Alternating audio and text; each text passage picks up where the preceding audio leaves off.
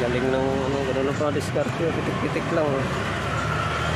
Tapos ang labas para ng granite. Nagkakalaw na siya ng kulay. Galing. Buhay na buhay kasi pag nilagyan mo ng ganyan. Yung si ate, ano ito, ano. Ito vlogger mo pa ako ah. Oo. Kakaiba yun. Hindi. Kinukuha kasi ito ng mga landscaper.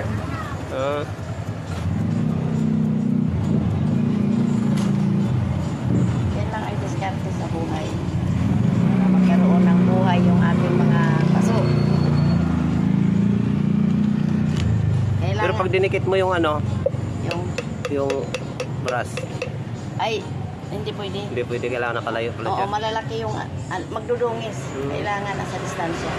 Galing oh. Kasi kung idikit mo, pangit ang labas. Hindi maging ganyan. Pag nakadikit.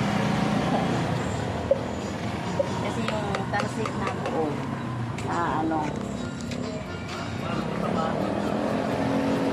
Galing oh.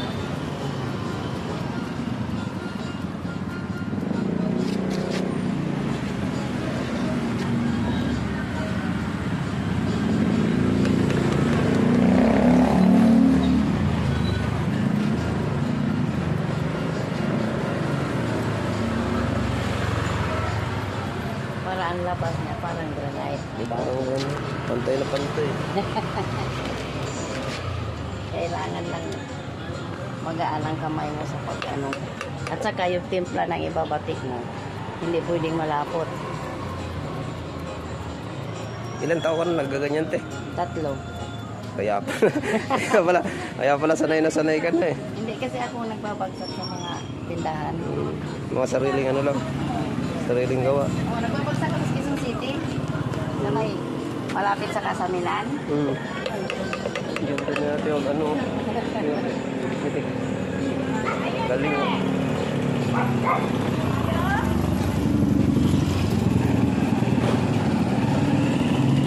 Dami yung mga pasok na yari. Gumagawa rin kami ng plan bank. Yung nagpapasadya na ganyan. Ay, yung malalaki? Opo. Si ate oh. Yan. Ay. Oo.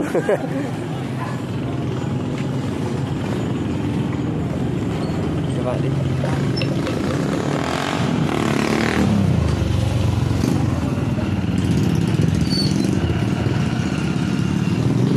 Galing. Ayos. Oh, bili na kayo. Bili na daw kayo. Mura lang po dito kasi kami ang gumagawa. Oo, kaya wala. Galing ni ate oh.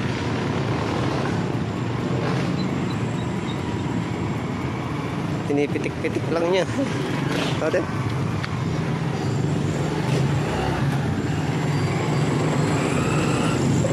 Yan oh, bro.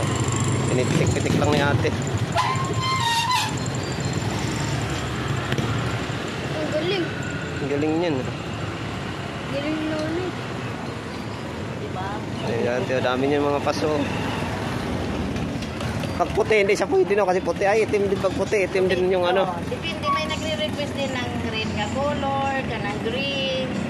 Depende sa hilig ng tao ng kulay. Ayos.